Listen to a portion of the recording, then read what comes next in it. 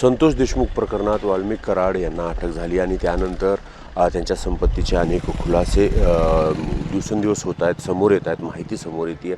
त्याच्यामध्ये लातूरमध्ये त्यांची प्रचंड प्रॉपर्टी असल्याची माहिती सुरेश धस यांनी दिली आणि त्यानंतर अनेक माहिती समोर आली आहे. बोरगाव काळे इथे त्यांनी जमीन घेतल्याची माहिती आहे आणि त्याच पद्धतीनं लातूरमध्ये एक प्रशस्त असा बंगला बांधण्याचं काम चालू आहे. मात्र संतोष देशमुख यांचं प्रकरण समोर आल्यानंतर या बंगल्याचं बांधकाम थांबलेलं आहे.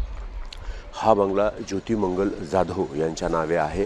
बोरगाव काळे इथली ही जमीन ज्योती मंगल जाधव यांच्या नावे आहे. ज्योती मंगल जाधव आणि वाल्मिक कराड यांचे संबंध असल्याचे किंवा ती त्यांची दुसरी पत्नी असल्याचंही बोललं जातं आहे.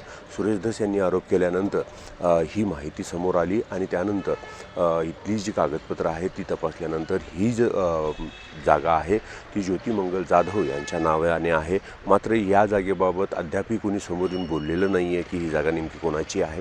आणि अशा अनेक प्रॉपर्टीज जी आहेत त्या लातूर जिल्ह्यामध्ये त्यांच्या नावे असल्याचं समोर येतं आहे.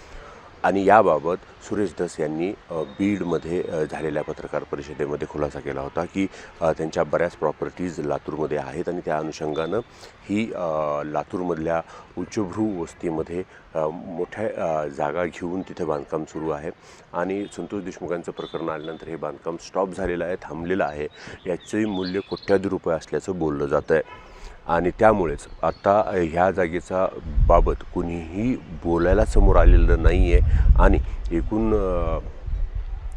या संपत्ती समोर येताना दिसत आहेत. निशांत भद्रेश्वर, ABP माझा, लातूर. ABP माझा, उघडा डोळे बघा नीट.